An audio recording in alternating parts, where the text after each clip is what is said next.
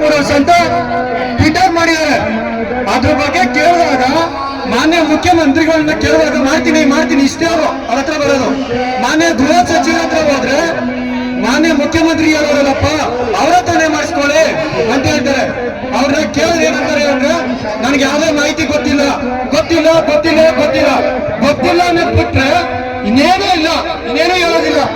ಎಷ್ಟೋ ಅಭ್ಯರ್ಥಿಗಳು ಆತ್ಮಹತ್ಯೆ ಮಾಡ್ಕೊತಿದ್ದಾರೆ. ಇನ್ನು ಮುಂದೆ ಮಾಡ್ಕೊಂಡ್ರೆ ಆತ್ಮಹತ್ಯೆನ ಅವರು ಸರ್ಕಾರ ಕಾರಣ ಆಯ್ತದೆ. ಮಾನ್ಯ ಗೃಹ ಸಚಿವರ ಹೆಸರನ್ನ ಬರ್ತಿ ಪ್ರತಿಯೊಂದು ಅಭ್ಯರ್ಥಿಗಳು ಆತ್ಮಹತ್ಯೆ ಮಾಡ್ಕೊಂಡಂತ ಸಮಯದಲ್ಲಿ ಅವ್ರ ಹೆಸರು ಬರ್ದೆ ಆತ್ಮಹತ್ಯೆ ಮಾಡ್ಕೊತೀವಿ. ಅವ್ರ ಮನೆ ಮುಂದೆ ಬಂದು ವಿಷ ಕುಡಿತೀವಿ. ಇದಂತೂ ಸತ್ಯ. ಒಳ ಮೀಸಲಾತಿ ಇಟ್ಕೊಂಡು 45 ವರ್ಷದಿಂದ ನೋಟಿಫಿಕೇಶನ್ ಮಾಡಿಲ್ಲ. ಅಂದ್ರೆ ನೀವು ಮತ ಕೇಳಬೇಕು ಅಂತಂದ್ರೆ ನಮ್ಮನ್ನ ಬಂದು ಕಾಲು ಹಿಡಿತೀರಾ. ನಿಮ್ಮ ಹತ್ರ ಬಂದ್ರೆ ನಿಮ್ಮನ್ನ ನಾವು ಕಾಲು ಹಿಡಿಬೇಕು. ವಯೋಮಿತಿ ಹೆಚ್ಚಿಸಿ ನೇಮಕಾತಿ ಮಾಡಿ ಅಂತ ನಿಮ್ಗೊಂದ್ ಸ್ವಲ್ಪನಾದ್ರೂ ಲಕ್ಷಾಂತರ ಅಭ್ಯರ್ಥಿಗಳ ಬಗ್ಗೆ ಕಾಳಜಿ ಇದೆಯಾ? ಇದನ್ನ ಅರ್ಥ ಮಾಡ್ಕೊಂಡಿದೀರಾ?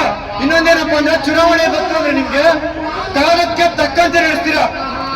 ಯಾಕೆ ಪೊಲೀಸ್ ಇಲಾಖೆಯಲ್ಲಿ ನನಗೆ ಗೊತ್ತಿರಂಗೆ ಎಷ್ಟೋ ಅಭ್ಯರ್ಥಿಗಳು ಪೊಲೀಸ್ ಕಾನ್ಸ್ಟೇಬಲ್ ಆಗಿರೋಂಥವ್ರು ಹಗಲು ರಾತ್ರಿ ದುಡಿತಾ ಇದ್ದಾರೆ. ಅವ್ರಿಗೆ ನೆಮ್ಮದಿ ಅನ್ನೋದೇ ಇಲ್ಲ. ಗೃಹ ಸಚಿವರು ಕೇಳಿದ್ರೆ ಏನಂತಾರೆ ಅಂದ್ರೆ ಮಾಡ್ತೀನಿ, ಕ್ರಮ ವಹಿಸ್ತೀನಿ.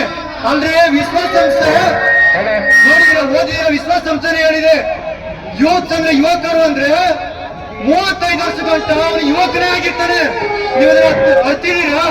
ನಿಮ್ಗೆ ಹಂಗಂದ್ರೆ 60 ವರ್ಷ ಆದ್ಮೇಲೆ ಮರಳು ಬರ್ತದೆ. ರಾಜೀನಾಮೆ ಕೊಟ್ಟೋಗಿ ಯಾಕೆ ರಾಜ್ಯ ಹೇಳ್ತಾ ಇದ್ದೀರಾ? ಪೊಲೀಸ್ ಕಾನ್ಸ್ಟೇಬಲ್ ವಯೋಮಿತಿ, ಪೊಲೀಸ್ ಸಬ್ ಇನ್ಸ್ಪೆಕ್ಟರ್ ಏನಿದೆ ಇವಾಗ ಸಾಮಾನ್ಯ ವರ್ಗಕ್ಕೆ 30 ವರ್ಷ, SC ST OBCಗೆ 33 ವರ್ಷ. ಇದನ್ನ ಹೆಚ್ಚಿಸಬೇಕು. ಪೊಲೀಸ್ ಸಬ್ ಇನ್ಸ್ಪೆಕ್ಟರ್ 5 ವರ್ಷದಿಂದ ನೋಟಿಫಿಕೇಶನ್ ಆಗಿಲ್ಲ. 5 ವರ್ಷ ಏಜ್ ರಿಲ್ಯಾಕ್ಸೇಷನ್ ಕೊಡಬೇಕು.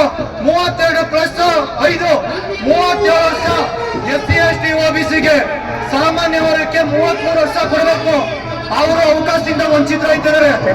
ಏನಾದ್ರು ಇದನ್ನು ಮಾಡಲಿಲ್ಲ ಅಂದ್ರೆ ಪೊಲೀಸ್ ಕಾನ್ಸ್ಟೇಬಲ್ ವಯೋಮಿತಿ, ಪೊಲೀಸ್ ಸಬ್ ಇನ್ಸ್ಪೆಕ್ಟರ್ ಏನಾದ್ರು ಏಜ್ ರಿಲ್ಯಾಕ್ಸೇಷನ್ ಮತ್ತೆ ನೇಮಕಾತಿ ಮಾಡಲಿಲ್ಲ ಅಂದ್ರೆ ಮಾನ್ಯ ಮುಖ್ಯಮಂತ್ರಿಗಳಾದಂತ ಸ್ವಂತ ಜಿಲ್ಲೆ ಮೈಸೂರು ಇದೇ 15ನೇ ತಾರೀಕು ಬಂದು ಕೂಡ ಕರೆ ಕೊಟ್ಟಿದ್ದೇವೆ.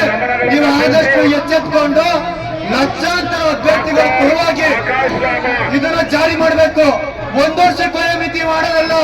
4-5 ವರ್ಷದಿಂದ ವಂಚಿತರಾಗಿದ್ದಾರೆ. ಇದನ್ನ ಕಾರ್ಯ ಮಾಡಬೇಕು.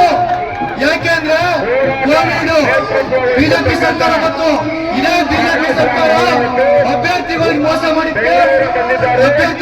ಮಾಡಿದ್ಕೆ ಮನೆಯಲ್ಲಿ ಕೂತೈತೆ. ನೀವು ಇದೇ ರೀತಿ ಮಾಡ್ತಿದ್ರಿ. ಕಾಂಗ್ರೆಸ್ ಈ ದೇಶದಲ್ಲಿ ಇಲ್ಲ, ಕರ್ನಾಟಕದಲ್ಲೂ ಕೂಡ ಸರ್ವನಾಶ ಆಗ್ತದೆ. ಇದಂತೂ ಸತ್ಯ. ಪೊಲೀಸ್ ಕಾನ್ಸ್ಟೇಬಲ್ ವಯೋಮಿತಿ ಹೆಚ್ಚಿಸಿ ಮತ್ತೆ ಪೊಲೀಸ್ ಸಬ್ ಇನ್ಸ್ಪೆಕ್ಟರ್ಗೂ ವಯೋಮಿತಿ ಹೆಚ್ಚಿಸಿ ಆದಷ್ಟು ಬೇಗ ನೋಟಿಫಿಕೇಶನ್ ಮಾಡಿ ಅಂತ ಮಾನ್ಯ ಮುಖ್ಯಮಂತ್ರಿಗಳು ಹಾಗೂ ಗೃಹ ಸಚಿವರ ಹತ್ರ ಕೇಳ್ಕೊತಾ ಇದ್ದೀವಿ.